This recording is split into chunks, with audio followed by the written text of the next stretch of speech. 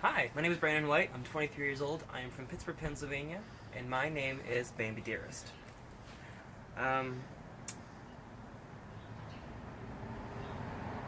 my name is Bambi. Brandon, these fine. Words to describe my drag character would be, well, in three, I am a rebel. Say it there. I don't know the fourth word because I'm not going to follow your directions. I'm versatile. Versatile situation. Words to describe me would be versatile, situational, ham. My drag name comes from, well, honestly, it's a really long, complicated story, and I can't tell the story at bars all the time, so I usually make up stories. Like, for example, my mom got shot. I can't walk in shoes. Okay. What does your drag scene like in your hometown? How does it fit? Drag scene like in my hometown. Well, since Alaska and Sharon both left and they both got on the show, it almost seems like drag hit its peak, it plateaued, and now it's kind of going back down and watering down. Since Sharon and Alaska left, it seemed like that was the peak for Pittsburgh, and now it's kind of dribbling down, and there's a whole new realm of girls that are coming into things. I belong to the same bar that they started off at, the Blue Moon on Butler Street.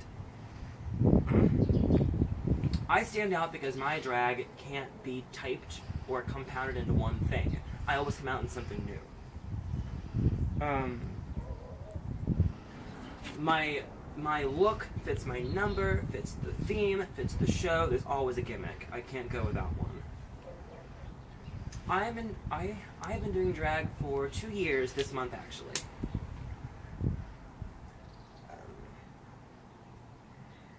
The biggest thing I've done in drag to date would probably, well, celebrating 2 years as a man in a dress has been really big for me. Never thought I'd be doing it for this long. But for me, it's been expanding to different cities. I performed everywhere from New York to Philly. I have dates booked in California for the summer. I just found out about that. I'm really excited about it. I'm really expanding as a performer. I'm treating it more as a business than just as a nightlife persona. I'm taking it seriously. This is something that I want to pursue and use. Any crazy talents? Bambi's a rock star. Hold on. Any talents for the show? Bambi's a rock star. I mean, I played guitar for 11 years. I went to theater school for 13 years. I knew the show wasn't a thing back when I was a kid, but it seems like I was almost purebred to be on it. I mean, give me an acting challenge, a dancing challenge, a singing challenge, anything. I'll take it on full force. How would people describe your drag persona? My friends and family would call me the showstopper, very in the moment. I make a mess. They would describe me as charismatic, enigmatic,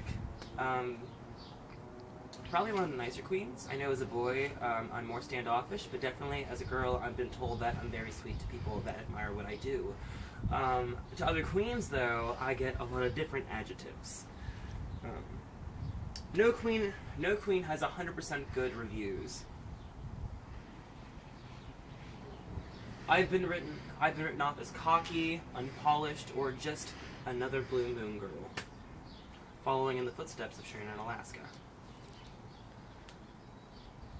The last I checked, the city paper wrote me up as one of the most creative performers in my city, in a show that Sharon threw, and I didn't mention her name. If you're good at something, you tell everybody. If you're great at something, everybody will tell you.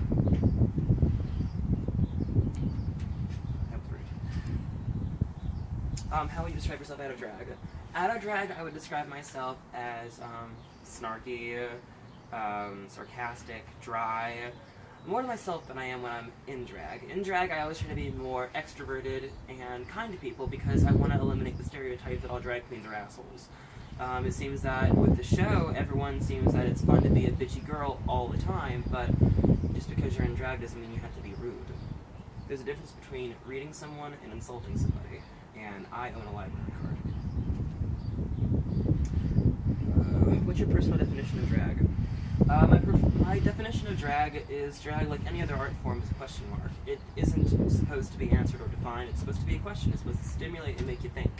As a performer, it's my job to get a reaction out of a crowd, whether it's applause, boos, or an awkward silence. If I'm doing that with what I'm doing on stage, I'm doing my job correctly. The moment that you put a definition on yourself, you've plateaued. You stop learning and you're not developing as a character. I'm still figuring out what I can and can't do in drag. And what's great for me is that can't really is not a part of my list of words I use often when I'm in drag. If I want to do something, I do it. If I want to hang blood from the ceiling and pop it like I'm Carrie and I'm mixing with Flashdance, I do it. If I want to crowd surf across the audience with a bar that's a dive or that has 20 people in it, I'm going to do it. Is there a type of drag style you don't like and why?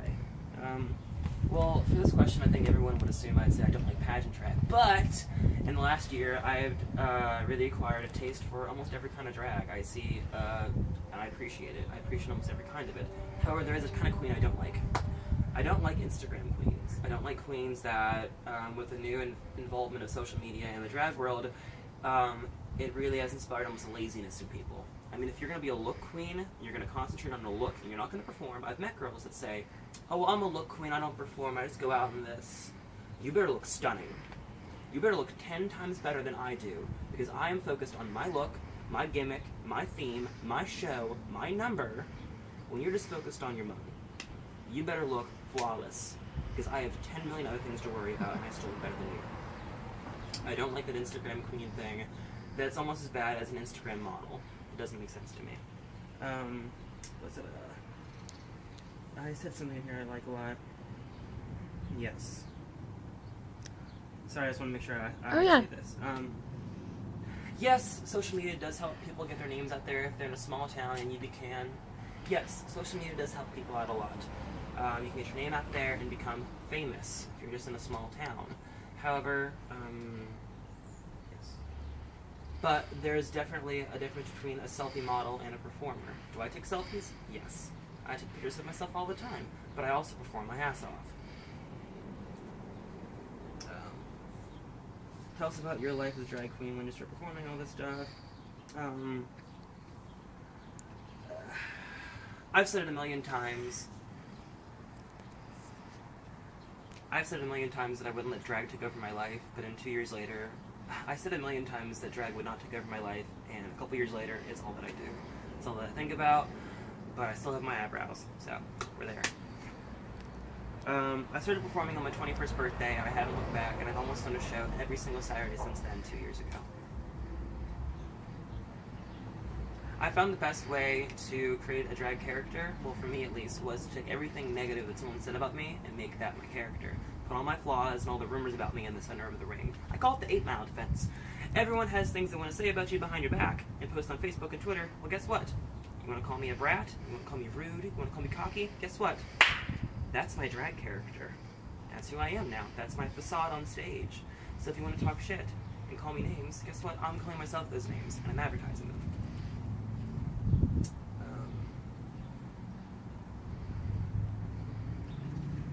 Despite my fan base and my friends supporting what I do, and even at my local job at Starbucks, a lot of my customers come out to my shows. My hardship mainly is that I don't have the support base from the people that typically should matter the most, and that's my family.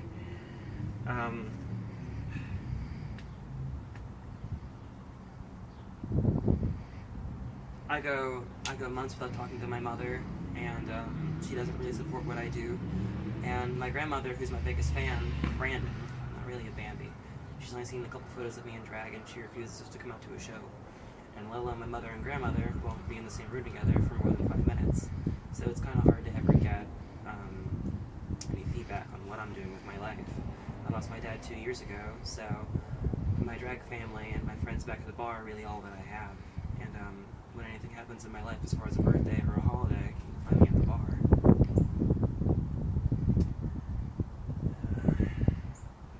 I know what everyone else thinks of me, but my dad really does mean a lot to me, even though he's gone. I know what everyone thinks of me and what everyone posts about me, and I know what I think of me, but it's always in the back of my mind what my dad would think. I never got to come out to him. He died right before I got to college, and he never knew I did drag. I always think when I'm getting ready at night, what do you think of Bambi? Oh, Craig's here. Hold on. Stop what you're saying.